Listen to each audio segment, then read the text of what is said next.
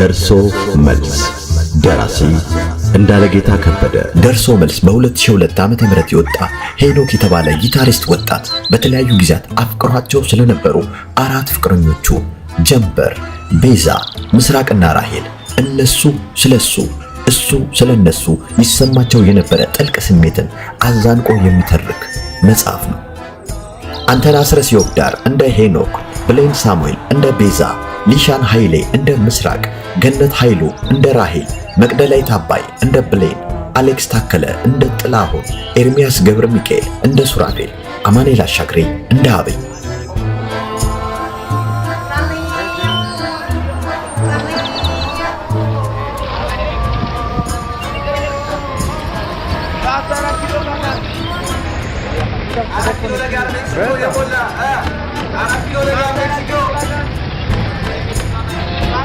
ደርሶ መልስ እንዳለጌታ ከበደ።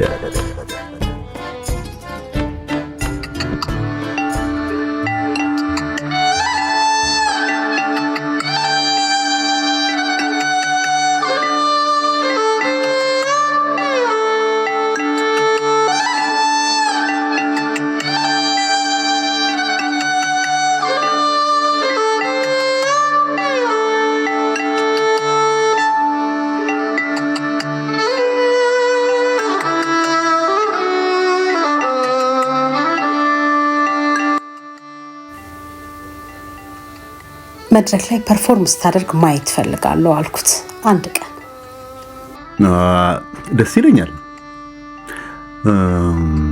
ለምን ሐሙስ ማታ ቦሌ አሊዜ ክለብ አትመጪም?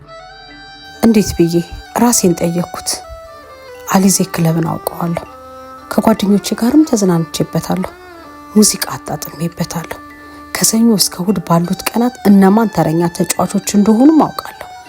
ሄንዬን ግን አንድም ቀን አይቼው አላውቅም። ከነማን ጋር ነው የምትሰራው? ከአዲስ አኩስቲክ ባንድ ጋር።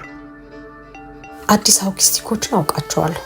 ብዙውን ጊዜ በ1960ዎቹ እና በ1970ዎቹ ታዋቂ የነበሩ ድምፃውያንን ስራዎች አዋዝተው ያቀርባሉ። ፕሮፌሽናል ሙያተኛ የተሰባሰበበት ነው።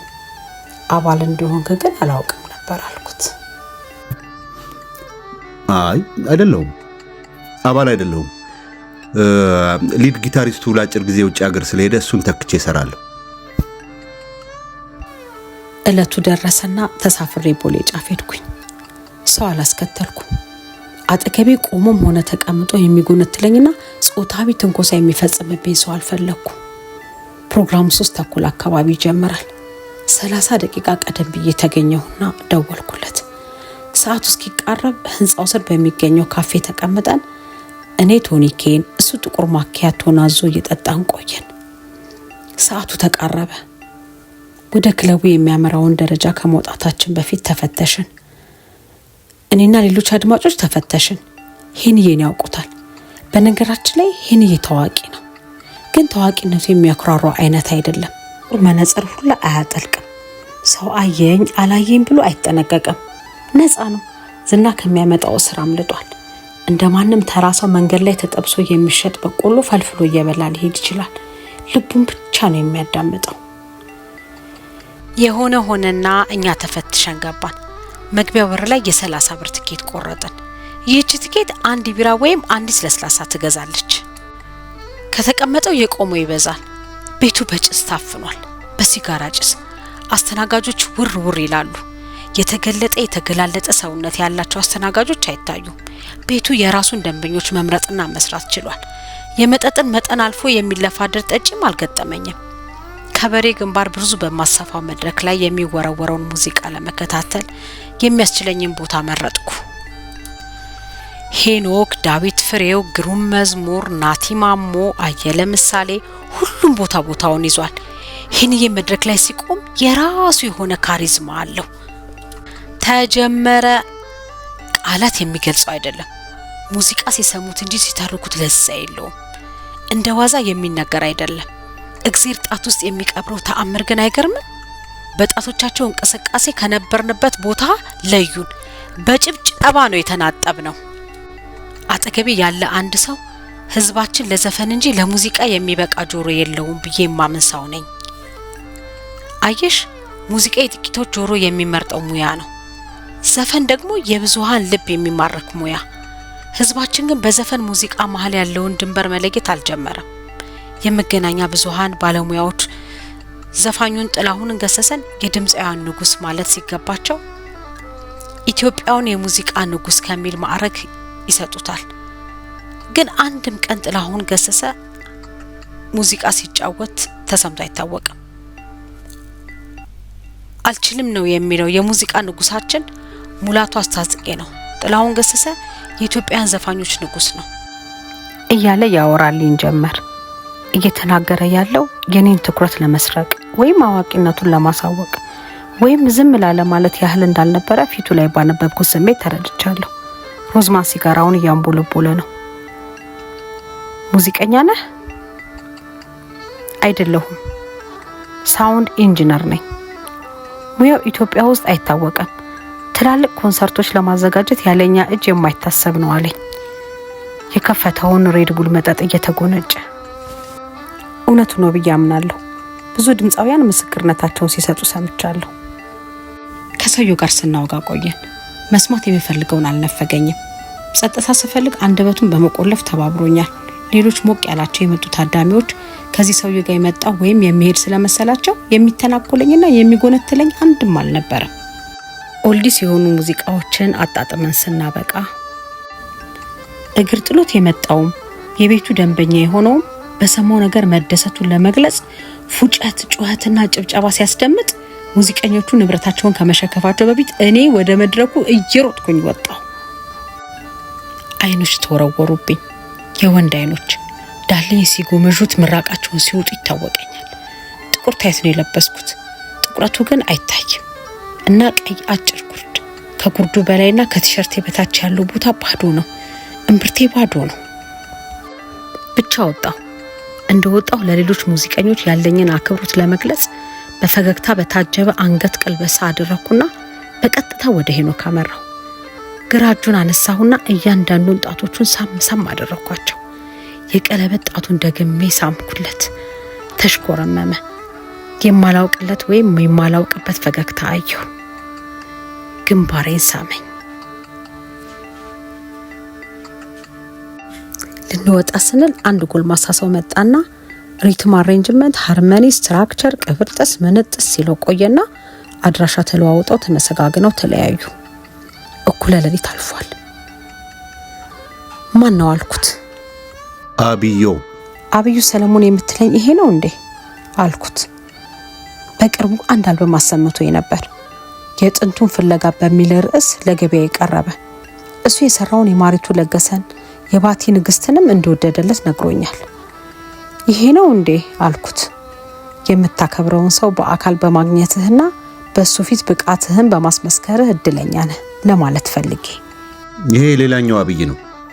ሌዘር ጃኬቱን አውልቆ ትከሻዬ ላይ እየደረበ ሊበርደኝ ጀምሮ ነበር።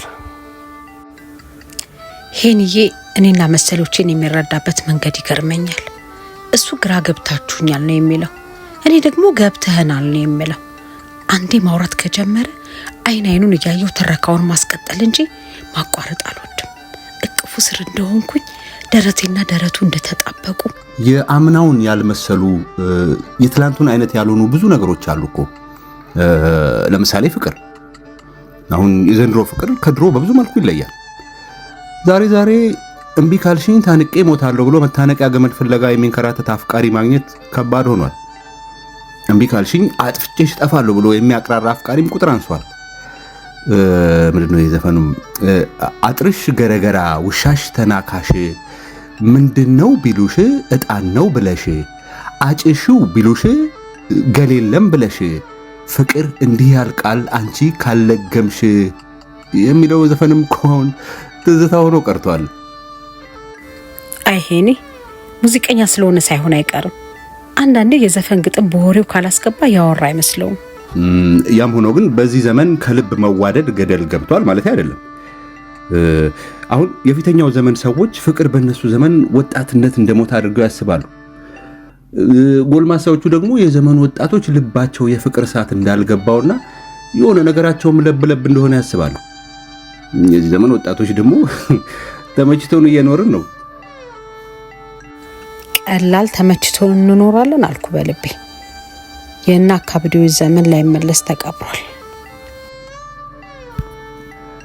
አብዛኛው የዘመን ሰው እኮ ሯጭ ነው፣ ፈጣን ነው፣ ጊዜ የለውም። ፍቅርን ሆን ብሎ ሄዶ ከተኛበት ቀስቅሶ ከማላመድ ይልቅ እግረ መንገዱን ቢያገኘው ይመርጣል። እንጀራውም ወይም መዝናኛውን ፍለጋ ሲኳትን ሁሉንም ነገር አሁን እንዲሆን ነው የሚፈልገው የዚህ ዘመን ሰው። ይሄ የራሱ የሄንዬ ባህሪ ነው። እሱ ነው እኔንም ቤዛንም እግረ መንገዱን ያገኘን።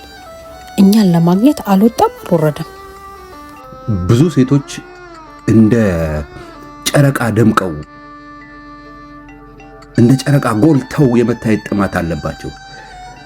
የሆነ በጠቆረ ሰማይ ላይ ራሳቸውን እንደ ጨረቃ አግዝፈው ሌሎቹ ከዋክብት እንዲሆኑ ለማሳመን ይፍጨረጨራሉ።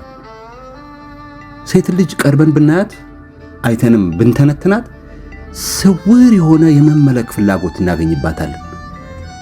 ይሄ መመለክ ፍላጎት ከጥንት ጀምሮ ሲወርድ ሲዋረድ የመጣ ይሁን አዲስና በዚህ ዘመን የተወለደ ባህሪ እንደሆነ እርግጠኛ አይደለሁም። ይህ አባባል እኔን ለመንካት ነው። ራስን በዚህ ልክ ማምለክ አግባብ አይደለም ብሎኛል አንድ ቀን። ለአንዳንዷ እኮ ወንድ የሆነ እንደ ጌጥ ነው። ጌጡ የአልማዝ ቀለበትም ይሁን የወርቅ ሐብል የመዳብ አምባር ይሁን እንጂ የጆሮ ጉትቻ ጌጧ ነው እንጂ ሌላ ምንም አይደለም። ጌጥ ደግሞ መድመቂያና አደባባይ መታያ እንጂ በሞተ ሰውነት ላይ ነፍስ አይዘራም። የጎደለ ሆድ አይሞላም። የተሰበረ ልብ አይጠግንም። የተነጠቀን ሳቅ አይመልስም። ግን በቃ የጎደለውን ሆድ እንዳልጎደለ አስመስለው ይሆናል። የተሰበረውን ልብ በፍስሐ ወይን የሰከረ ያስመስለው ይሆናል። የአንዳንድ ሴቶች የህይወት ተልእኮ ደግሞ ወንዱን በእጃቸው ማስገባት ብቻ አይሆንም። ሌሎች ብዙ ሩጫዎች አሏቸው። ወንድን እንደ ምሰሶ ቆጥረው ፍቅር ውስጥ ሲገቡ ምሰሶ የወደቀ እንደሆነ የነገ ተስፋቸውን እንደሚያቀጭጩ ያምናሉ። ስለዚህ ያለ ወንድ ድጋፍ እንዴት መቆም እንደሚቻል በአሁኑ ሰዓት ብዙ ሴቶች ራሳቸውን በማሰልጠን ላይ ናቸው። ያለ ወንድ ድጋፍ የሚሰሯቸው ብዙ ስራዎች ይጠብቋቸዋል። ፍቅረኛ መያዝና ከፍቅረኛ ጋር መዝናናት አዲስ በሆነ የእውነት ገጽ እንደመመላለስ ይቆጥሩታል እንጂ የሆነ እንደ አንድ ብቸኛ የህይወታቸው መጽሐፍ አይቆጥሩትም። እወድሃለሁ ርኤንና ተልኮዬን ለመውደድ ፈቃደኛ ባለመሆን ግን ባባይ መንገዱን ጨርቅ ያደርግልህ እንደዚህ ማለት አይከብዳቸው። ሄንዬ እንዲህ የሚለኝ ማለትም ያለ ወንድ ድጋፍ መቆም ስለሚፈልጉ ሴቶች የሚተርክልኝ ቤዛን በልቡ አስቦ ነው። በነገራችን ላይ ሄኖክን የብቻዬ የማድረግ ሀሳብ ውስጥ የተጠነሰሰበት አንዱ ምክንያት ከቤዛ ጋር እልህ ስለምጋባ ነው።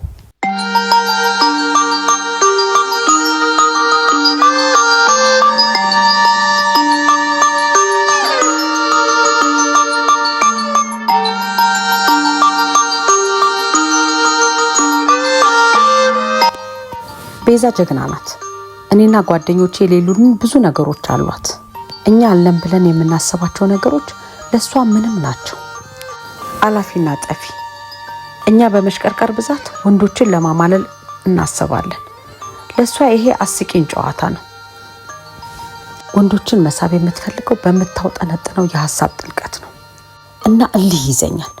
ወንዶች የበሰለች ሴት እንደማይወዱ አውቃለሁ።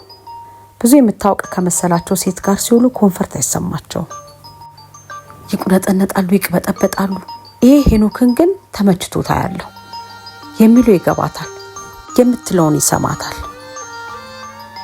እርግጥ ነው የሙዚቀኛ ህይወቱን አታደንቅለትም፣ ሙዚቃ አይገባትም። እኔ ደግሞ ሁልጊዜ ቤዛን ስለማሸነፍ ነው የማስበው። እሷ የሆነችውን መሆን፣ ታላቅ ሴትነትን ለራሴ መመስከር።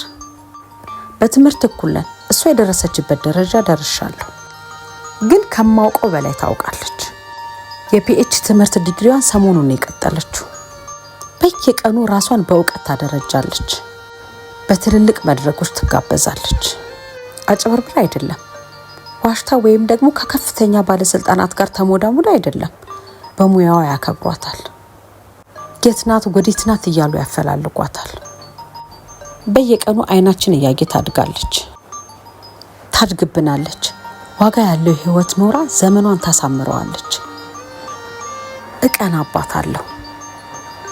እኔ ከወንድ ጓደኞቼ ጋር ሆኜ በየካፌው ማኪያቶን ሳንቃረር እሱ የዶክተር ብርሃኑን ነጋ ወይም የዶክተር ቴዎድሮስ ኪሮስን ያንዱን ምሁር የጥናት ወረቀት አንብባ ያልገባትን ጥያቄዎች ወይም ማስተያየቶች በማስታወሻ ደብተሯ ትይዝና ደውላ ታናግራቸዋለች። አንዳንድ ጊዜ መረር ጨከን ያለ አስተያየት ስትሰጥ የእነሱን ጆሮ ሆኜ ይሰማታለሁ እና አሁን ነይ አሁኑኑ አግኝሽና በስፋት እንወያይበት የሚሏት ይመስለኛል። እቀናለሁ፣ እሷን መሆን እመኛለሁ። ታንጠራራኛለች። ልደርስባት ስሞክር ይበልጥ እየራቀችኝ ትሄዳለች። በህይወት ዘመኔ 3-4 ወንዶችን ፍቅረኛ አድርጌያለሁ። አንዳቸውንም ስለ ቤዛ በማሰበው ልክ አስቤያቸው አላውቅም። ደግሞ ግልጽ ናት።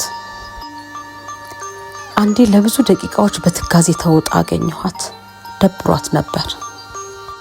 ደስ በማያሰኝ ስሜት ውስጥ መቆየቷን አወቅኩ። ድንገት ግንባሯን በዝግታ ስደባበስ ቆየችና ሰሞኑን ወደ አንድ ቦታ መሄድ እፈልጋለሁ አለች። ልበል እንጂ ለእኔ ይሁን ለራሷ ግልጽ አይደለም። ሰምቼ ዝም ማለት ስለሌለብኝ መልስ ሰጠኋት። ወዴት ነው መሄድ የምትፈልጊው? በሆነ ፓርቲ ውስጥ ራሴ ማግኘት እፈልጋለሁ። እንዴት ልመን? ወደ ፓርቲ የመሄድ ሀሳብ እንዳላት ገምቼ አላውቅም። እኔና ጓደኞቼ እዛ መገኘት ደስታችንን ያበዛዋል። ዳንስና ዘፈን ቀለባችን ነው። ኢንጆይ እናደርጋለን። ቤዛ ግን ትለያለች። ጭፈራ ቤት ሄጄ አምቼ ስመጣ ስላጋጠመኝ ነገር ስነግራት አይ እንዲህ ያለ ትራሽ የሆነ ወሬ መስማት አልወድም። ቤዚች የኔ ቆንጆ ፓርቲ ነው ያልሽኝ? አዎ። ወደ ፈለግሽበት ቦታ በፈለግሽበት ቀን ወስድሻለሁ። የት ነው መሄድ የምትፈልጊው አልኳት። ገና አልወሰንኩም።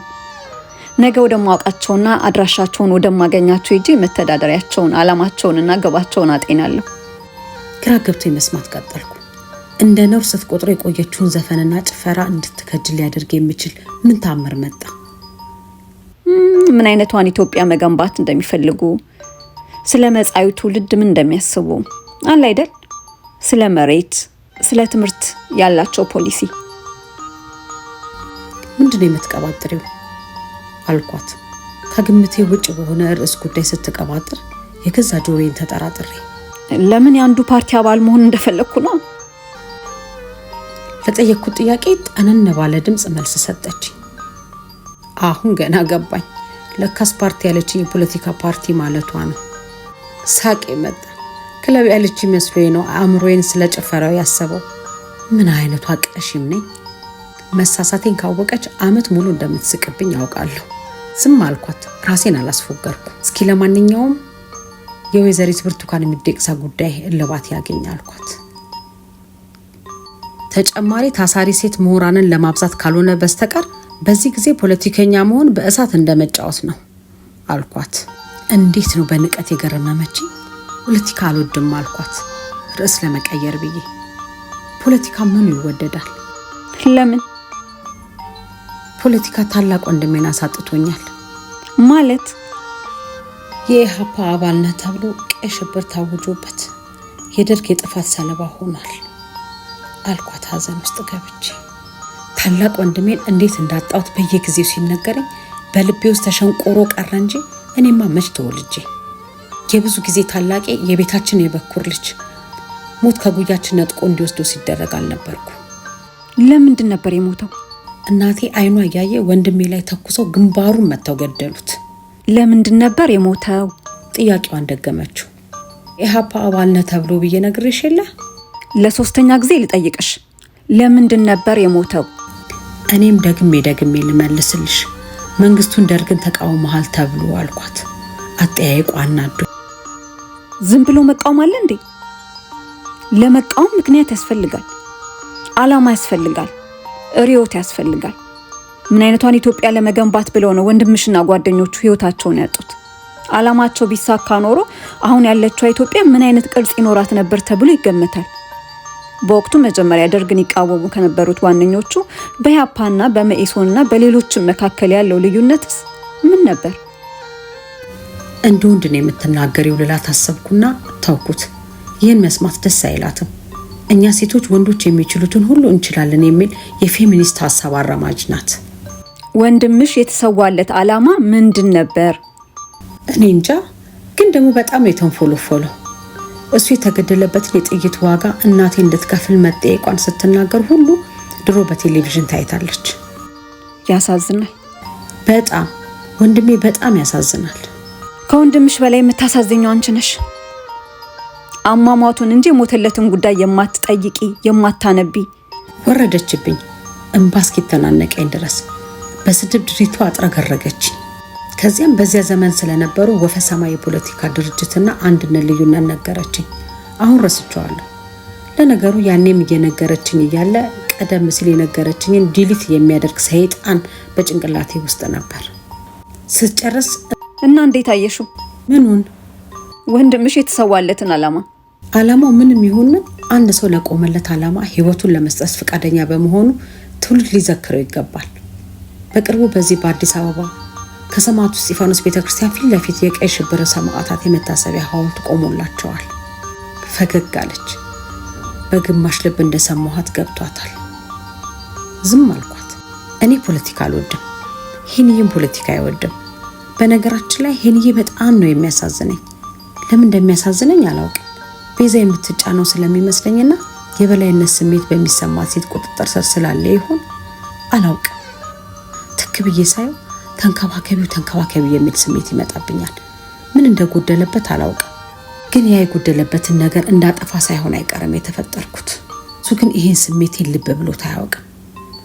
ለነገሩ ከሱ ጋር እንደ ልብ የተቀራረብ ነው ከቤዛ ጋር መቃቃር ከጀመሩ በኋላ ነው። ከመለያየት ይልቅ መቃቃር የሚለውን ቃል የምጠቀመው ቤዛና ሄንዬ በአካል ይራራቁ እንጂ በመንፈስ መነጣጠል የሚችሉ ፍቅረኛሞች አይደሉም ብዬ ስለማሰብ ነው። የሁለቱም መንፈስ በአሚር ነው የተጣበቀው። በአሚር የተጣበቀ ቆዳ ወይም የሰውነት አካል በግድ ሲነጣጠል ቁስል መፈጠሩ መች ይቀራል? ይህችስ ምን እስክረዳ ግን ብዙ ጊዜ ፈጅቶብኛል። ወደ ተነሳሳውበት ነጥብ ልመለስ። ወደ ቤዛ ውስጥ ሄንዬ አለ። በሄንዬ ውስጥ የተወሰነ ቢሆንም እኔም ቦታ አለኝ። አሁን ስለ ቤዛ፣ ስለ ፖለቲካ ስሜቷ አንዳንዴ የእሷም የኔም ወዳጆች ተጠንቅቀው ያወሯታል። በእሷ ፊት በድፍረት ስርዓቱን የሚኮንን አንደበት የላቸውም። ምላሳቸውን ይሰበስባሉ። ወቅታዊ ጉዳይ ተነስቶ ቤዛ መንግስትን መኮንን ብትጀምር እንደ ተናግሮ አናጋሪ ቆጥሯታል፣ እንደ ኮርኳሪ። አንድ ቀን ወደ ተቀጣጠርንበት ቦታ ሲሄድ ቁጭ ብላ ስልክ ስታወራ በስልክ ስትደሰኩር ደረስኩባት። አርፍጄ ስለነበር ያረፈድኩበትን ምክንያት ለመናገር ሳቀወቁ በምልክት እንድቀመጥ ጋበዘችኝ። አይምሰልም። በ1960ዎቹ መጨረሻና በ1970ዎቹ መጀመሪያ ላይ በኢትዮጵያ ፖለቲካ ውስጥ ጉልህ ቦታ የነበራቸውና አሁንም በየፓርቲው ውስጥ እንቅስቃሴ የሚያደርጉና የሚውተረተሩ አንጋፋ ፖለቲከኞች ሞተው ካላለቁ ወይም ከየፓርቲያቸው ካልወጡ የዚችን ሀገር ታሪክ መቀየር አይቻልም። እንደሚንጠራራ ሆኜ ዙሪያዬን ቃኘው። ሬስቶራንት ውስጥ ያለን ሰዎች ብዙም አይደለንም። ደንግጫለሁ። ዲስኩራን ስጨርስ ስልኩን ዘጋችሁ። ቤዝቼኔ ቆንጆ፣ በእናትሽ እኔ ፊት እንደዚህ አትበይ። አንድ ቃል በተናገርሽ ቁጥር ከሰውነት ተራ ስወጣ አይታይሽም? ዘመኑ ጥሩ አይደለም። ሰላይ ያሰማሩብሻል፣ ስልክሽን ይጠልፉብሻል። አርፎ መቀመጥ ነው። ፍራቻዬ ምንም አልመሰላትም። ምን ይምጣልሽ? የሚጠጣ ነገር ዘዥ። አስተናጋጁ መጣ። የምፈልገውን ነገርኩት። ትኩስ ነገር የለም፣ መብራት ተረኛ ነን አለ። ኮካ አዘዝኩ። በቃ እንዲህ ነች፣ ትርቅብኛለች። መፎካከሬን ደግሞ ማቆም አቃተኝ፣ መቅናቴን ማቆም አቃተኝ። በተለያየ አጋጣሚ ስትናገር የሰማኋቸውን ነገሮች ይዤ ወደ በሳል ጓደኞቼ ስቀላቀል የቤዛን ሀሳብ የራሴ አስመስዬ እናገራለሁ። አልተቻልሽም የሚል መደነቅ ይተርፈኛል። እና እንዴት ሆኖ ነው በቤዛ ማልቀነው? እልህኛ ናት። የገፈተሯትን ሰዎች ወይም የገፈተሯት የሚመስሏትን ሰዎች ወድቃ እንዳልቀረች ማሳየት ደስ ይላታል። እርግጥ ሁልጊዜም ልክ ነኝ የሚል ግትር አቋም ቢኖራትም ነገሮችን የምታይበት አይን የመረረ ቢሆንም ተቃውሟን የምትገልጽበት ድምፅ ጨከን ያለ ቢሆንም ደስ ትለኛለች። መልሼ መሰክርላታለሁ፣ መቅናቴንም አውጃለሁ። በእርግጥ የሆነችውን ሁላ መሆን፣ የደረሰችበትን ደረጃ መድረስ ደስ ይለኛል ስል ከልብ ወዳታለሁ፣ እድገቷን እናፍቃለሁ ማለት አይደለም። ደውም ቀስ በቀስ እየራቀችኝ ስትሄድ በመንፈስ ማለቴ ነው እጅጉን ተበሳጭቼ ከደረጃዋ ዝቅ የምትልበትን ጊዜ እንዲኖር ክፉ ተመኝቼላት አውቃለሁ።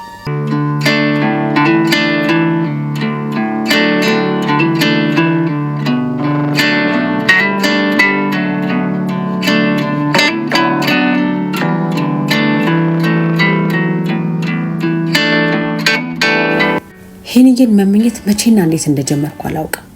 መጀመሪያ እሷን ለማሸነፍ ፈልጌ እሱን የቀረብኩት ይመስለኛል። አንዳንድ ቀን ደግሞ በትክክል የወደድኩትና የቀድሞ ቦይፍሬንዴ ሊሰጠኝ ያልቻለውን ክብር ስለለገሰኝ ፍቅር ልሰጠው የተሰፈሰፍኩ ይመስለኛል። አንዳንድ ቀን ደግሞ ስለሚያሳዝነኝና የሚያሳዝነኝን ወንድ ስለምወድ የተሸነፍኩለት ይመስለኛል። የትኛው ልክ እንደሆነም አላውቅም። እያንዳንዱ ምክንያት በተለያየ ጊዜ ልክ ሆኖ አገኘዋለሁ።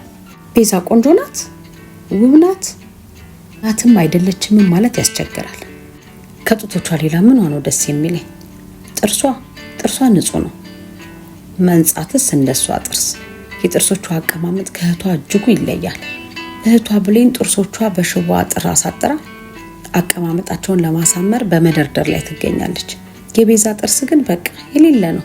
ውበቱ የሚፈካው ስትስቅበት ነው። እሷ ደግሞ ለመሳቅም ለማሳቅም የተቆጠበ አንደበት ነው ያላት። መከበር በከንፈር የምትለው ብሂል አላት። ከዚህ አመለካከቷ ውልፊት ማለት አትፈልግም። ማታ ሄኖክ እንዲህ ብሎ እንዲህ አድርጎ በሳቅ ሊገለኝ ስትል የሳቀችበት ጉዳይ ማወቅ ያጓጓኛል። አንዴ የድሮ ጓደኛ ማቾች ተሰባስበን እስኪን ሳቅ ተባብለን ለረፍት የመጣ ፍቅር የተባለ ኮሜዲያን ቲያትር ለማየት ብሔራዊ ቲያትር ሄድን። አይተን ስንጨርስ አንድም ጊዜ ፊቷ ሲፈታ ወደ ላየነው ቤዛ ዞረን እህስ እንዴት ነው አልናት። በጣም ተበሳጭታለች። በሁለት ምክንያቶች ቲያትሩን አልወደደችውም። ለረፍት ሳይሆን ለፍረት የመጣ ፍቅርን ያየ ነው። ሁለተኛ ምክንያት ደግሞ በአካል ጉዳተኛ ላይ ማለትም በአእምሮ ዘገምተኛ ባህሪ ላይ እንዲሳቅበት እንዲሳለቅበት ማድረግ መቻል ምን ማለት ነው የሚል ጥያቄ አነሳች። ቲያትሩን እስከ መጨረሻው የተከታተለችበት ምክንያት አሁን የተሻለ ነገር ይመጣ ይሆናል በሚል ተስፋ ሳይሆን በእግዚአብሔር ስራ ላይ ተሳላቂ ጥርሶች መብዛት የትውልድ መዝገጥ መላካች መሆኑን ፍንጭ ስላገኘችበት ነው። እኛን ሽንታችንን ያስጨረሰንንና በሳቅ ጎርፍ ያጥለቀለቀንን አልጣመኝም፣ አይመጥነኝም። በአካል ጉዳተኛ ላይ ማሳቅ በንጉሥ አንቶኒ ዘመን የነበረ የሰው ልጅ ራሱን ከፍ ለማድረግ ብሎ በሌላው አፈጣጠር ለመዘባበት የፈጠረው ነው። ሽመልስ አበራ ወክሎት የሚጫወተው ገጸ ባህሪ እንዴት አእምሮን ማከም እንደሚቻል ነግራን ቲያትሩንም ጨዋታውንም ወደ ትራጀዲ ለወጠ። ይህንን የምለው ቤዛን ማሳቅ እንዴት ከባድ እንደሆነ ለመንገር ነው። የሳቀች እንደሆነ ግን የሄኖክን አገላለጽ ልጓስና ከአፏ ብርሃን ይንፎለፎላል። የሳቋ ፏፏቴ ከአፏ ይፈሳል። በዚህ ጊዜ ነው የጥርሷ ውበት የሚታየው። ሌላስ ቀይ ናት። የመቀባባት ልምድ የላትም። ቅንድቧንም መቀነዳደብ የጀመረችው በእኔ ጉትጓችነት ነው። እንኳንም ተቀነደበች። ሄንዬ እንኳን ለውጡን አይቶ አሪፍ አርገሻታል፣ በውበት የአትክልት ስፍራ ተጨማሪ አበባዎችን እንደመትከል ነው ብሏል። ሹሩባ መሰራት እንድታዘውትር የገፋፋኋትም እኔ ነኝ። እንደሷ ላለ ፊቷን እንደ እንቁላል ቅርጽ ለተጥሞለሞለ ሴት ሹሩባ ስትሰራ ያምርባታል። ችግሩ ግን ሹሩባ የተሰራችለት የባህል ልብስ መልበስ ያምራታል። በነገራችን ላይ በአንድ ታላቅ አገር አቀፍ ኮንፈረንስ ላይ አዳሜ ሱፉን ገጭ አድርጎ በታደመበት እሷ በራያ የባህል ልብስ ተጀቡና እኔ ተጀቡና ነው የምለው ጽሑፍ አቅርባለች።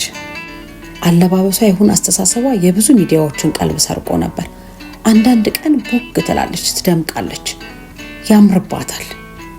ልብ የማትል ትመስላለች እንጂ በሌሎች ሴቶች አለባበስ አስተያየት የምትሰጥበትም ቀናቶች አሉ። ቀሚስ ማድረግ እንድቀንስ ያደረገችኝ እሷ ናት። ለምን አልኳት። እውነቱን ፍርጥ አድርጋ ነገረችኝ። እግርሽ አያምርም። አረ ቅድስቲቷ እግርሽ አያምርም። ወንዶች ነግረውሽ አያውቁም? ነግረውኝ አያውቁም። ስለ ሰውነት ክፍሎቼ የሚሰጡኝን አስተያየቶች በፍጹም ዘንግቼ አላውቅምና እርግጠኛ ሆኜ ነው የነገርኳት። እንግዲያውስ እኔ ልንገርሽ፣ ቀሚስ ስታደርጊ ከወገብሽ በታች ያለው ቅርጽሽ የፈረንጅ ዶሮ እግር ነው የሚያስታውሰኝ። ሂጂ አፈርቢ አልኳት። ከዚያ ጀምሮ ቀሚስ ማድረግ ቀንሻለሁ። አልፎ አልፎ ነው የማደርገው፣ ያውም ደስ ሲለኝ። ንፋሱን ቀሚሴን ሲያሽኮረመመው ማየት እፈልጋለሁ። ኃይለኛ ንፋስ ሊገልበኝ ሲታገለኝ ማየት ደስ ይለኛል። ንፋስ ግን ጾታው ወንድ ነው አይደል? ይመስለኛል። ይህን ጊዜ በግሪክ ሚቶሎጂ ንፋስ የሆነ ጥፋት አጥፍቶ ሰውነቱን የተነጠቀ ፍጥረት ይሆናል። ብቻ በዚች አስተያየት ከሰጠችኝ በኋላ ለቀሚስ ያለኝና የነበረኝ ፍቅር እንደ ኩፍኝ ከላይ ተነጥቆ ባይጠፋም አትኩሮቴን በከፊል ወደ ጂንስና ሱሪ ያደረኩ። ሱሪ ማድረግ ስጀምር አሁን እንደዚህ ነው የሚያምርብሽ ሲሉ ያኔ ቀሚስ አዘውታሪ በነበርኩበት ዘመን የት ነበራችሁ እላቸዋለሁ። ሄኖክ የሚወድልሽ ምንሽን ነው አልኳት። ከዚህ በፊት ማራኪ የሆኑ ጡቶቿን እየነካካች እነዚህ ጡቶች ለሄኖክ እጆችና ከንፈሮች የተበጁ ናቸው ብላኝ ነበር። ያንቺ ቢጤ ሞጥሟጦች ብያት ነበር። የእህቷም ጡት እንደሷው ነው። ሁለቱም ቲሸርት አድርገው ከሳሎን ወደ ጓዳ፣ ከጓዳ ወደ ማድ ቤት፣ ብቻ ከወዲያ ወደዚህ እየተጣደፉ ሲሄዱ ጡት መያዣቸውን አውልቀው ፈንጠር ቆንጠር ሲሉ ማየት ያስቀናል። ሄኖክ በጣም የሚወድልሽ ምንሽን ነው? ውስጣዊ ውበቴን። ውስጣዊ ውበት ስትይ እንዴት? ሳቅ አለችና አለ አይደል፣ ለምሳሌ እንጥለኝ። ሌላስ? ድምጿን ቀንሳ ህፃን ልጅ እንደሚስብ አፏን ሰብስባና ወደፊት ሳብ አድርጋ የምላሷን ጫፍ በጥቂቱ ወጣ አድርጋ ዘጋቻቸው። እናም 5 ፊደል ያለውን ቃላት ጠራች። አሚን ማለቴ ያንን ነገር እዚ ባለጌ አልኳት። ቤዚች ቀበጥ እኮ ነሽ። አንዳንዴ የሚያደርግሽን ያሳጣሻል። ታውቂያለሽ አይደል? ሄኖክ ነው የለወጠኝ። እውነት ነው። እህቷ ብሌንም ስትናገር ሰምቻለሁ። እንዲህ አይነት ህይወት የምትኖሪበት ቀን ይናፍቀኝ ነበር ሲሆን አየሁት ብላ ስታበረታታት ሰምቻለሁ። ይህን ሰው የመውሰድ ሀሳብ አደረብኝ። ታዲያ በምን ላሸንፋት?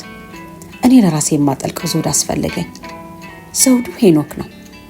የኔ ነው ብላ ስትኩራራበት ነጥቄ የግሌ ማድረግ። ሁሉም በየቤቱ ሲያጨበጭብልኝ ተሰማኝ። እሷን ለማሸነፍ ብዬ ብቻ ነው አይደለም። በእርግጥ ሌሎች ሊያሸንፏት ያልቻሏትን ሴት ማሸነፍ የቻለን ወንድ ማሸነፍ ቀላል እንዳልሆነ የሚያውቅ ያውቀዋል። የደረሰበት በለስ የቀናው ነጥቄ ከአንበሳ መንጋጋ ሙዳ ስጋ ፈልቅቆ እንደመውሰድ ከዚህ የበለጠ ዘውድ አለ? ለብዙ ጊዜ በብዙ ነገር ስታሸንፈኝ የቆየችን ሴት በዚህ መንገድ ዘውዱን ብቀማት እስከዛሬ ሽንፈቴን አያካክስልኝም? ድል አድራጊ አያስብለኝም?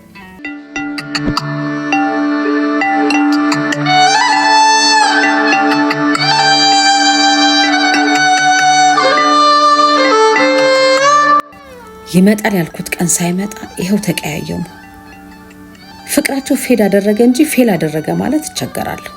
ብልጥ ልጅ የያዘውን ይዞ ነው ጨምሩልኝ ብሎ የሚያለቅሰው አልኩና አጋጣሚውን ልጠቀምበት ወደድኩ። ከዚህ በፊት አርብና ሮብን ከማያውቅ ፍልሰታና ሁዳዴን ትርጉም ከማይሰጠው ሰው ጋር መተኛቴ ብስጥጥት ያደርገኛል ስትል ሰምቻታለሁ። ለነገሩ እሱ ሃይማኖተኝነትን ይሸሻል። ሃይማኖት በአንድ በኩል ሰዎች ተመሳሳይ ዩኒፎርም እንዲለብሱ የሚያስገድድ፣ በሌላ በኩል ደግሞ ማህበረሰቡን አረጋግቶ ለማኖር የሚተጋ ተቋም ነው። ሌሎች እንዴት ልክ እንዳልሆኑ የሚያስቡና ለራሳቸው የቅድስና ማዕረግ የሚሰጡ ግለሰቦች ናቸው እነዚህ ብዙዎቹ የሃይማኖት አሰፍሳፊዎች። ፈጣሪን እያገለገልን ነው ብለው በአብዛኛው ራሳቸውን የሚያገለግሉ፣ የማይከተሏቸውን የሚያገሉ፣ አንዳንዴም የሚገድሉ አማኞች የፈጠሩትና ኮሚሽኑ ከሞት በኋላ ይከፍለናል ብለው የሚያምኑ ሰዎች የከፈቱት የሆነ የማስታወቂያ ድርጅት ነው። የሰው ልጅ ከሃይማኖት ይልቅ መንፈሳዊነቱን ነው ማሳደግ ያለበት። ግን ሃይማኖተኞችን አያገለም። እነሱ መገልገልም እነሱን ማገልገልም አይፈልግም። የየትኛውም ሃይማኖት ተቋም አባል አይደለም። አንድ ቀን እንዲህ ሲል ሰማሁት። አሁን ሩዋንዳውያን የፕሮቴስታንትና የካቶሊክ እምነት ተከታዮች ናቸው። ግን ሁቱና ቱትሲ ተባብለው በዘር ተከፋፍለው እርስ በርስ ተጨራርሰዋል። በንጉሱ ሱኒዮስ ዘመንም ኢትዮጵያውያን በካቶሊክና በኦርቶዶክስ ሃይማኖት ስም ተራርደዋል፣ በደም ታጥበዋል። እነዚህን የመሳሰሉት የተዋረደ ድርጊት ባለቤቶች ሃይማኖተኞች እንጂ መንፈሳውያን አይደሉም። መንፈሳውያን የጥላቻን እንክርዳድ በአማኞች ልቦና አይዘሩ። የጥርጣሬ መንፈስ በመርጨት አየሩን አይበክሉትም። መንፈሳውያን ዛፍ ሲተክሉ ዛፉ አድጎ አድባር አክሎ በአድባሩ ስር ስለሚጠለሉ ድኩማንና ምንዱባን ያስባሉ እንጂ ዛፍ በመትከላቸው በጽድቅ መዝገብ ስማቸው ሲጻፍ በኃይለ ሕሊናቸው አይታያቸውም። ከታያቸውማ ከሃይማኖተኞች በምን ተለዩ? በእርግጥ በዓለም ላይ ሃይማኖተኛም መንፈሳዊያም የሆኑ ሰዎች አውቃለሁ፣ ግን ጥቂቶች ናቸው። ሃይማኖት ብዙውን ጊዜ ማለት ይቻላል ሰዎች በፈጣሪ ስም የገዛ ሀገራቸውን ባህል፣ የገዛ ሀገራቸውን ሐሳብ ወደ ሌሎች ሀገራት የሚያሸጋግሩበት ወደብ ነው። ሄኖክ ሕይወቱም መንገዱም ዘረ ያዕቆባዊ እንዲሆን ይመኛል። በቂውን ያህል ፕሮሞሽን ያልተሰራለት ፍልስፍናና ፈላስፋ ይዘህ ትንገታገታለህ ይለዋል። አብይ ደግሞ በበኩሉ ቤዚቾ ሄኖክ አይጾምም ምናምን ስትል ለመለያየት ሰበብ እየሰበሰበች መስሎኝ ነበር። ግን አይደለም። እየተጋጩ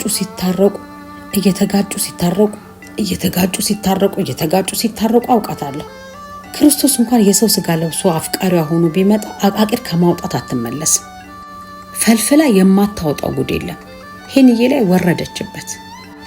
እንዳነጋገሯ ከሆነ ከሄኖክ ጋር ላባከነችው ጊዜ መቀጣጫ እንዲሆናት ንስሐ አባቷ ፊት ሳትቀርብ አልቀረችም። እና ልንጣላ ነው ስትለኝ ተከራከርኳት።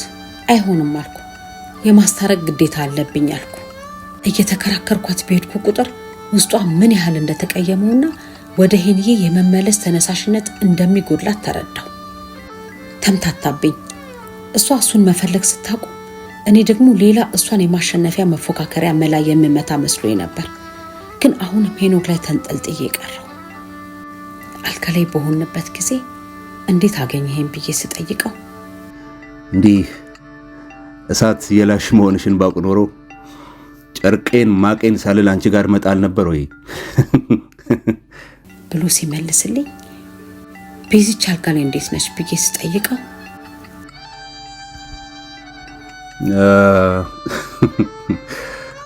በአብዛኛው በሕገ መንግስቱ ላይ ያለኝን አስተያየት እንድሰጣት ተወተውተኝ ነበር።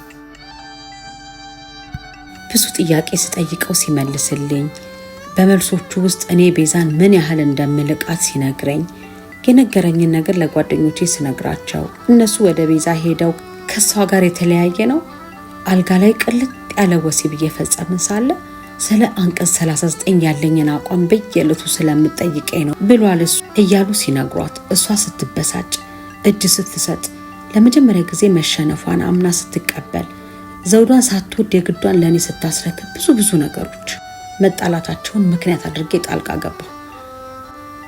ነገ ከሰዓት በኋላ ሄኖክን አግኝቼው አፍረጥጬ እነግረዋለሁ ያለችኝን የመለያየቱን ነገር እኔ ቀጠሮ አስይዤው ቀድሜ አግኝቼ ነገርኩት። ሚስጥር ነው ብዬ ጓደኛዋን አሳልፋ እንደምትሰጥ ሴት እንዳልቆጠር እየተጠነቀቁ ለሱ ተቆርቋሪ መሆኔንም ፍንጭ እየሰጠሁ ተነግረው አዲስ ነገር እየነገርኩት እንዳልሆነ ከሁኔታው ያስታውቃል። ምን ከተለያየን እኮ ቆይተናል። እንደ ተውቋትም ታውቃለች። ምን አዲስ ነገር ተገኘና እንደገና አልፈለግኩትም ትልሻለች አለኝ። በአውራ ጣቱ ጥፍር የቀለበት ጣት ጥፍሩን ለመኮርኮም እየሞከረ ጉዳቱን አደብዝብሶት አለፈ። ርዕሱን ያላንዳች መሸጋገሪያ ዘሎ ትላንት ማታ ሸራተን ጋዝላይት አበጋዝ ክብረ ወርቅ ሺዮታንና ድምፃዊ ቴዎድሮስ ታደሰን አግኝቶ ስለ ተጨዋወቷቸው ሙዚቃ ወለድ ውይይቶች ይተርክልኝ ጀመር። ይሄንዬ ለብቻው አግኝቼው አላውቅም ነበር። ለብቻው ሳወራው ሌላ ነው። እያወራኝ ማውራቱን ሳያቆም ከንፈሩን ከከንፈሬ ላይ እንዳደረገ እየሰማሹ ሳሚው የሚል እንግዳ ስሜት ይፈታተነኛል። ሁለቱም እንዲቀሩብኝ አልፈልግም። መስማቱ መሳሙ አልፎ አልፎ ካልሆነ በቀር ስለምን እንደሚያወራ ሙሉ ስሜቴን ሰጥቼ አልከታተለውም። በዚህ ሰዓት የሚታይ ለኔ ክብር ሰጥቶ ጠንከር ያለ ንግግር መናገሩ ነው። በቀዳዳ ጆንያ እህሉን የሚጨምር ማን ነው? ማንም። ስለዚህ ለሄንዬ ርባን አልባ ጆንያ አይደለሁም ማለት ነው። እንደ ትላንት ከትላንት ወዲያ ቢሆን ኖሮ የቤዛን ወንበር በመውሰዴ ትላንት ስትሰማውና ስትስመው የነበረን ከንፈር አሁን አጠገቤ ሲሆን ብራቮ ብዬ ነበር ለራሴ ማጨብጨብ የሚገባኝ። ምን ያህል ጭንቅላቴን እንደምትንቀው አውቃለሁ። እሷ ታከብሮ የነበረ ጭንቅላት ግን ይኸው እኔን ያወራኛል ብዬ መመጻደቅ ነበረብኝ። ሁኔታው ሲሆን ግን ተለወጠ። ቤዛን ረሳኋት። ቤዛን ከኔ ጋር ከማወዳደርና ሄንዬን የፍልሚያ ሜዳ ከማድረግ ይልቅ ቦይፍሬንዴና ሄንዬ ለኔ የሚሰጡት ቦታ እንዴት የተራራቀ እንደሆነ እንዳገናዘብ ረዳኝ። ምን አባቱ ቆርጦት ነው ሄንዬ የሚያደርግልኝን አይነት እንክብካቤ ሳያደርግልኝ የከረመው? ጉዳዬ ተለወጠ። እደግመዋለሁ፣ ቤዛን ረሳኋት። ሄንዬ ስጦታ የሆነ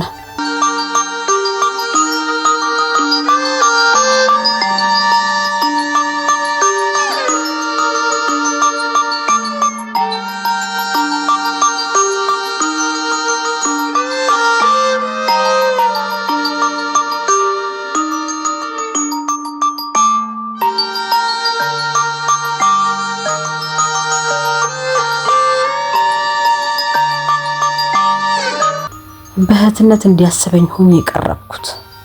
የቤዛን ስም ሲያነሳ አሁንም ሚስቱ ነው የምትመስለው። ጥላቻ የለውም፣ ቅሬታ አይታይበትም። ያገኛታል፣ ያወራታል፣ ሻይ ቡና ይላሉ፣ ሻይ ቡና ይገባበዛሉ። እቀናለሁ፣ ተዋልለውም። በነፃነት ወዴትም እንዲበር በመፍቀድ ወደ እኔ ተመልሶ እንዲመጣ ነው ምኞቴ። በመጀመሪያ አካባቢ ሆነ ብዬ እሱን ለማማለል ለሙያና ለሙያ አጋሮቹ ያለኝን ክብር ለማሳወቅ ብዬ ቲያትር ነገር የሰራሁበት መስሎት ነበር። ቀስ በቀስ ግን ማስመሰል እንዳልሆነ አወቀ። ትዝ ይለኛል አንድ ቅዳሜ ከሰዓት በኋላ ሶደሬ ሄደን ዋኝተን ስንመለስ በቀለ ሞላ ሆቴል አደረን። ቀን ልቤ ውልቅ እስኪል ድረስ ዋኘው። ማታ ደግሞ ልክ ሆኜ ለሄንዬ ገላዬን አፍታታሁለት። ውልቅልቅ ክንዱን ተንተርሼ እንደተኛው። አብዛኛው የዚህ ዘመን ሰው እኮ የወፍ የሚመስል ባህሪ ያለው። የጥንት ወንዶች ግን እንደ አንበሳ የሚቀጣቸው ነበሩ። የሆነ በሴቶቻቸው ፊት ለመፈራት ብለው ማጉረምረምና መንጎማለል የሚያበዙ ፊት አውራሪ እርጅና መጥተው ጉልበታቸውን እስኪያሟጥጠው ድረስ። አንዳንዱ ደግሞ እንደ አጋዘን ነው። አንዳንዶቹ ደግሞ እንደ ብቻ የጥንት አባቶች ወንድ በሚሆኑበት ጊዜ ለዱር አራዊት የቀረበ ባህሪ ነበራቸው። አሁን ያለነው ደግሞ እንደ ወፍ ነን፣ ባለ ክንፍ አፍቃሪዎች። አንዳንዱማ የፒኮክ ወፍ ባህሪ አለው። አንዳንዱ ይህ የወፍ ዝርያ ሴቲቱን ለማባለል ላባውን እያርገበገበ እጥፍ ዘርጋ ምናምን እያለ ከእንስቲቷ ፒኮክ ፊት ለፊት ስልት ባለው አረማመድ ይንጎራደዳል። እሷም የፈቀደችው እንደሆነ መሬቱን በመንቁሯ መታ አድርጋ ፍላጎቷን ትገልጽልታለች።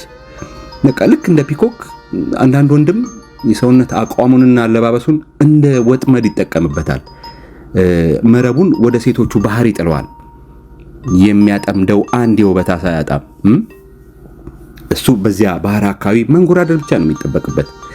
ሴቷ የምትፈልጋቸውን ነገሮች የመግዛት አቅም ያለውን ሰው በእጇ የማስገባት ህልም ያላት ከሆነች ወደ እጁ ትሮጠለታለች። መጠጋት ነው የሚሻለው። ልብ ለልብ መዋደዱ ኋላ ይደረስበታል ብላ ይኸውልሽ ባወር የሚሉት ወፍ አለልሽ ደግሞ። ይሄ ማነው? በአውስትራሊያና በኒው ጊኒያ ብቻ የሚገኝ ወፍ ነው እሱ ወፍ። እና ይህ ወፍ እንስቷን ለማባለል የሚጠቀምበት ዘዴ ደግሞ የተለየ ነው። ጎጆውን በቅርንጫፎችና በሳር አሳምሮ ከሰራ በኋላ በአበባ ያስጌጠዋል። በልዩ ልዩ የፍራፍሬ ቅጠሎች ጎጆውን ያስውበዋል። ይህን ካደረገ በኋላ እንስቷን ወደ ቤቱ ይጋብዛታል። አይሽ አንዳንድ ወንድ እንዲህ ነው። መቼ ነው ሻይ እየጠጣን የሆድ ወዳችንን የምንጫወተው አይልም።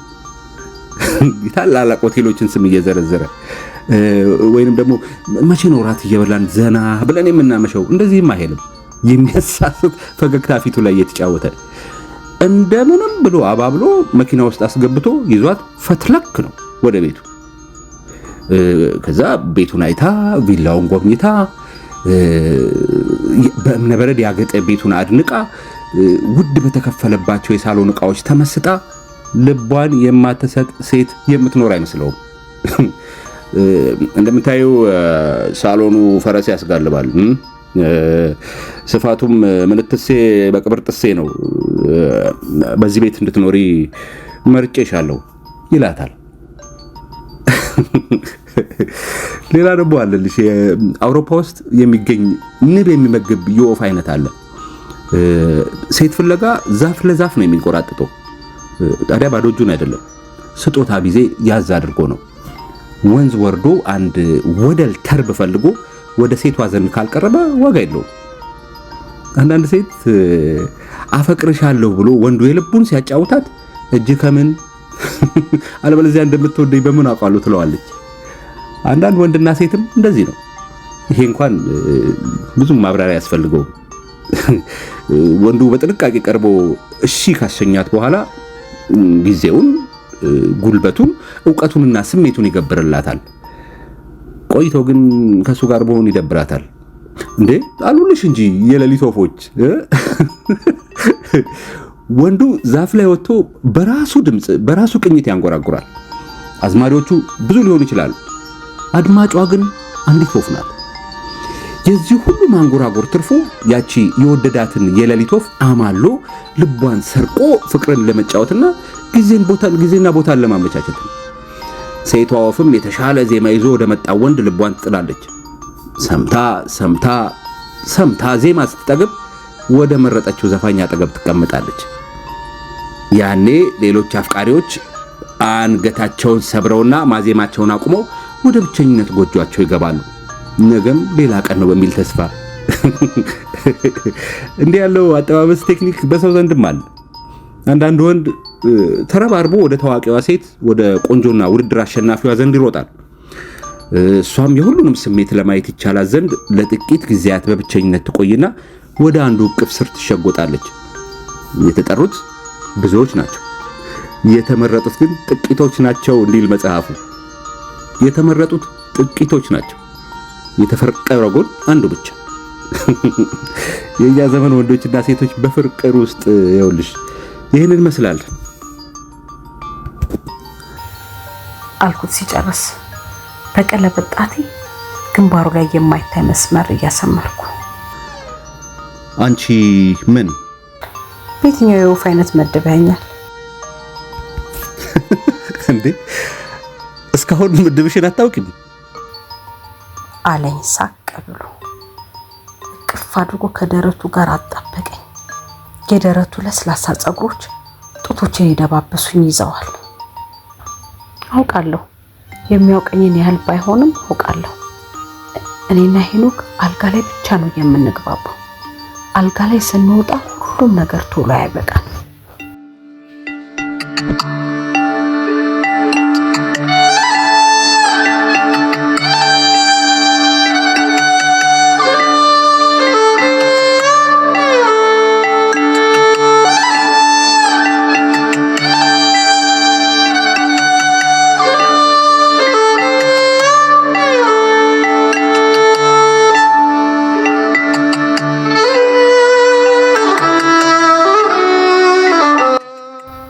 ኩሪፍቱ ሄደን እንዝናና ተባባልንና እኔ ሄኒዬ፣ አብይ፣ ሱራፊልና አንዲት ቆንጆ ልጅ፣ መጀመሪያ የማንኛቸው እንደሆነች ያላወቅኳት ቆንጆ ተያይዘን እንሄድ ተባብለን ተቀጣጠርን። እኔ ቤት ተገናኘን። አብይ መኪና ይዟል። ቆንጆዋን ጋቢና ሲያስቀምጣት እሷን የማንቋለጥ አዝማሚያ ሲታይበት የማን እንደሆነች ገባኝ። ልክ መኪና ውስጥ ልንገባ ስንል አንዳች ነገር ትዝ አለኝ። አለባበሴን አልወደድኩትም። መጣሁ። 5 ደቂቃ አልወስድም ብዬ ገባሁ። የተሰጠኝ ደቂቃ አልቆ ጓደኞቹ ሲነጫነጩበት ሄኖክ እየተጣደፈ ወደ እኔ መጣ። ልብሴን አውልቄው ደረሰብኝ። አዎ ጂንስ ሱሪን ወዲያ ወርውሬ እመለብሰውን እያማረጥኩ ነበር። ምን ሆነሻል? እንደ አዲስ መቆነጃጀት ጀመርሽ እንዴ? አለኝ። ዛሬ ያለጡት መያዣ ያለ ፓንት ነው መዋል የምፈልገው። እንደዚያ ቢሆን ይሻላል አይደል አልኩት። ከወገቤ በላይ ራቆቴ ነኝ። ጡት መያዣን እየፈታታሁ ሳለ ደረሰብኝ። በሬን ከፍቶ እንደገባ በፈገግታ የተቀበሉት ጡቶቼ ናቸው። የእንኳን ደህና መጣህ አቀባበል ያደረጉለት። ጡቶቼ እንደ ቤዛ ባይሆኑም ገና ናቸው። ለጋ የቤዛ ጡቶች ከ17 ዓመት ኮረዳ የሰረቀቻቸው ነው የሚመስሉት። ቀጥ ቀና፣ የኔዎቹ በትንሹ ዘንበል ከንበል ለማለት ጀምረዋል። ጡቶቼ አይኖች አሏቸው፣ እንደ ተኳሉ አይኖች ዙሪያቸው ጥቋቁር። ማየት የሚጀምሩት አይናቸውን ገልጠው ፊታቸውን የቆመውን ተአምር የሚያዩት የወንድ ጣት ሲነካቸው ነው። ሄንዬ ግን ከጡቶቼ ይልቅ ወገቤን በማየት ነው የሚመሰጠው። ችቦ አይሞላም ወገቤ። ለነገሩ እኔ ውበቴ ምኔ ላይ እንደሆነ አውቀዋለሁ። የደስደስ አለኝ እንጂ ቆንጆ አይደለሁም። ደም ግባታም ነኝ። ጠይም ከመሆን ይልቅ ቀይ ብሆን ኖሮ አስደንጋጭ መስህብ ይኖረኛል። ፊቴ የተለመደ አይነት ነው፣ የሆነ ቦታ አይቻታለሁ የሚያስብል። መርዘሜ ጠቀመኝ። ሄንዬ ወደፊት እየተጠጋ ለምን ያለ ጡት መያዣና ያለ ውስጥ ሱሪ መሆን አስፈለገሽ? ሊዝናና የሚመጣው ሰው ሁሉ ለሀጫቸው እስኪዝረበረብ ሲከጅሉ ማየት እፈልጋለሁ። አንተን ለማንቋለጥ የሚያዣብቡ ሴቶች እሷ ኖራ ዞር ብሎ አያየን እያሉ ጭራቸውን ሸጉጦ ሲመለሱ አለ አይደል ታድሎ እያሉ ሲቀኑብህ አልኩት። የውስጥ ሱሪዬን እያጠለኩ ከወገቡ በታች ነፍስ ዘርቶ ማንጎማለል የጀመረ እንዳሻው እንዳይሆን በለበሰው ኦሞ ከለር ጅንስ ሱሪ የታገተ ፍጥረቱን ይዞ ወደፊት መጣ። እኔም አላስቻለኝ፣ እሱም ወደ መጣበት አልተመለሰ። ከጥቂት ደቂቃ ቆይታ በኋላ ድምፅ ሰማን። ለካስ ሱራፊል ገብቶ ኖሯል። የተዘጋውን በር ከፍቶ ሲገባ እንዴት አልታወቀንም? አንተ የቁራ መልእክተኛ ብሎ ሲገባ እኔ እርቃኔን ጠረጴዛ ላይ፣ እሱ ደግሞ እኔ ላይ። ሰው እንዲህ ይደነግጣል? ይቅርታ ብሎን ወጣ። ለባብሰን ስንወጣ መኪና ውስጥ ይጠብቁን የነበሩ ጓደኞቻችን በሳቅ አልነገረኝም እንጂ ከሁኔታው እንደተረዳሁት ሄንዬ ከኔ ጋር ያለውን ግንኙነት ድብቅ ሊያደርገው ፈልጓል። ቤዛን በምንም አይነት መልኩ ላለመጉዳት፣ ለልቧ መሰበር ምክንያት ላለመሆን ዓላማው አድርጎ ሳይነሳ አልቀረም። ሄንዬን መውደድ ስጀምር መወደዴን አወጅኩ። ወሬው ቀን ጠብቆ ቤዛ ጆሮ ደረሰ። ደነገጠች አሉ። ድንጋጤዋን ስትጨርስ ድሮም ዝንብ ቆሻሻ የሚበዛበት ቦታ አይጠፋም ብላለች አሉ። ያለችውን ለሄኖክ ነገርኩት። ሁለተኛ እንዲህ አይነት ወሬ ያመጣሽ እንዳትነግሪ። ሄኖክ ዲሞክራት ነኝ ይላል እንጂ የሚከለክለውና ልክ አይደለም የሚለው ነገር ብዛቱ። እኔ ተቀጥሬ የምሰራበት ኤንጂኦ ላይ የማይመጣ ወንድ የለም። ከፍተኛ ኤክስፖርት የሚል ማዕረግ አለ መታወቂያዬ ላይ። ቢሮዬ የማይመጣና እኔን ሊያወጣ የማይቋምጥ ወንድ የለም። እና እነዚህ የለከፉኝን የወደዱኝን ወንዶች ምን ምን እንዳሉኝ ልተርክለት ገና ያንዱን ወንድ ጉድ ስጀምር፣ ሁለተኛ እንዲህ አይነት ወሬ እያመጣሽ እንዳትነግሪ ይለኛል። ቤዛ ያለችውን ስነግረው አሁን ያለኝን አይነት መልስ ሰጠኝ። አንተን ዝንብ እኔን ቆሻሻ ነው እኮ ያለችው አልኩት፣ እያንዳንዱን ቃላት ረገጥ አድርጌ። ዝም አለኝ። እኔ ደግሞ በሽቅ ያለው አላበዛችሁ? አሁን ይህን ምን ይሉታል? ፈራት ነው አከበራት? የእሷ በነበረ ጊዜ እሱ ንብ ነበረ፣ እሷ ደግሞ አበባ። አሁን ወደ እኔ ሲመጣ እሱ ዝንብ ሆኖ እኔ ቆሻሻ ሆኜ የሚገኝበት ምክንያት ምንድን ነው? በምን ሂሳብ? ባክሽ ሐሜት እየሰበሰብሽ ቀኔን አትረብሽብኝ አለኝ። እየገባኝ መጥቷል። ሄኖክ አልተስማማሁት። ባህሪዬ ይሁን የቤዛ ጓደኛ መሆኔ ምክንያቱ ምን ይሁን አላውቅም፣ ደብዝዞብኛል። እየቆረቆርኩት ነው። እንዲህ የሚተወኝና ለኔ ያለው ጣዕም ሲያበቃ የሚተፋኝ ከሆነ ለምን የማልችለውን ያህል አብዝቶ አከበረኝ? ያስቀየምኩ ነገር አለ አልኩት። በጣም ምን አርጌ? ወሬ መቋጠር አትችይም። የሚነገርና የማይናገር አታውቂም ማለት ከአንቺ ጋር ያደረግናቸውን ማለትም ይሄ ቅብጠትና እብደታችንን ሁሉ ላላወራሽው ሰው የለም። መኪና ውስጥ ያደረግነውን፣ መንገድ ዳር፣ ወና ቤት ውስጥ ምን ቀረሽ? ቢወራ ምን ችግር አለው አልኩት። ስሜቴን እንጂ ስሜን ተከትዬ አልኖርም ትል የለ ያ ሌላ ይሄ ሌላ። ደግሞ ስናደርገው ያላፈርንበትን ስናወራውና ሲወራብን ለምን እንሸማቀቃለን? ምን አለኝ። አቤት ንዴት፣ አቤት ንቀት፣ አቤት ብሽቀት። እንዲህ የምታስቢ መሆኑን ባውቅ ኖሮ አልጨረሰውም፣ እኔ ጨረስኩለት። ከኔ ጋር የምታባክነው ጊዜ አይኖርህም ነበር አልኩት። በቅቼዋለሁ መሰለኝ።